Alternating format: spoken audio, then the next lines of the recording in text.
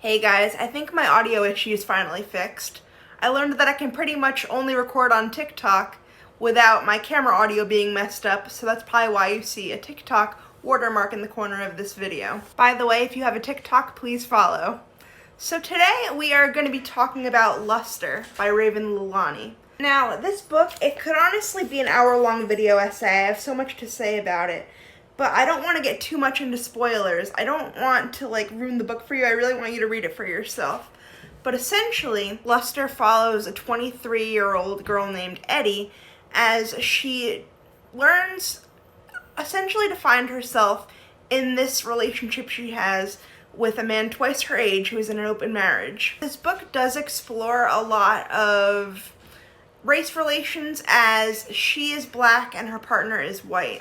You kind of explore this very tenuous situation that Eddie occupies where, especially in her work life, she has to navigate how she's seen by executives, and her romantic life, how she's seen by a man who doesn't have much experience dealing with people of color or interacting with people of color in any way. This is not new territory for her.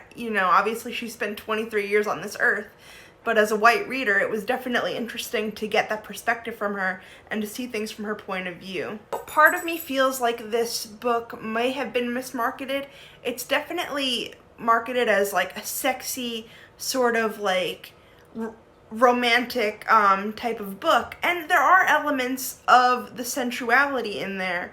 But I think it's more about our relationship to race and societal injustice, coming from people of all different skin tones and how people deal with it and how people navigate this world. Given certain circumstances in Eddie's life, she ends up eventually living with her partner and his wife for a few months. In that time, you get to see a very complex relationship bloom between particularly her partner.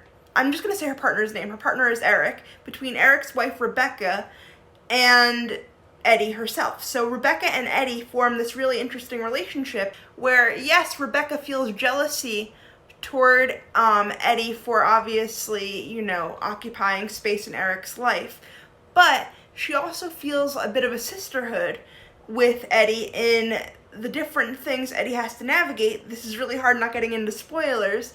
And kind of feels sympathy for Eddie in the fact that her husband is 46, Eddie is 23, just figuring out the world, and you could tell that Rebecca wants to also function as a guiding hand. She wants to help Eddie in her artistic pursuits, and she wants to form a kindred bond with her. Rebecca's intentions at the beginning of Eddie's stay in their house may have been somewhat more nefarious. I don't think it's a spoiler to say that Eric and Rebecca have recently adopted a black child into their family, so I think Rebecca originally wanted Eddie there as kind of a person to teach them how to parent a child of a different race. Eddie kind of keys onto this too and is very cognizant of that and very wary of Rebecca's intentions, but it does morph into something greater than that. I do struggle to define their relationship. It kind of is a love-hate relationship. I think the relationship with Eric kind of has very much highs and lows, but the one constant is that communication with Rebecca and Eddie, which I find an interesting kind of subversion in this genre. Speaking of struggling to identify things, I would say this book deals a lot with personal identity, and I think it comes at it from a very interesting point of view. Eddie, her real dream, I would say, is to be a full-time artist. And she really struggles with the human form, though. And that's one thing, that's a constant critique that people in her life make of her art. When she tries to draw a self-portrait, she's unable to see herself. And as a consequence to that, a lot of times she feels disconnected from reality in a way that I think is painted at times both humorously and kind of heartbreaking too, if I can be honest. Sometimes it feels like she understands life as, yes, a temporary thing. I mean, life is temporary, but through different experiences Eddie had growing up and forming her adult identity, it seems that she has come to understand life as a very chaotic thing that makes no sense, and we should not try to make sense of it. And again, like, this contributes to a great degree to the book's humor. Like, this book had me laughing out loud, and some of the just plain out things that Eddie says, just like kind of allowing life to happen to her in a certain degree. And also, you do end up worrying that because of her nihilism a little bit, like, you worry about her mental health, I'm gonna say it.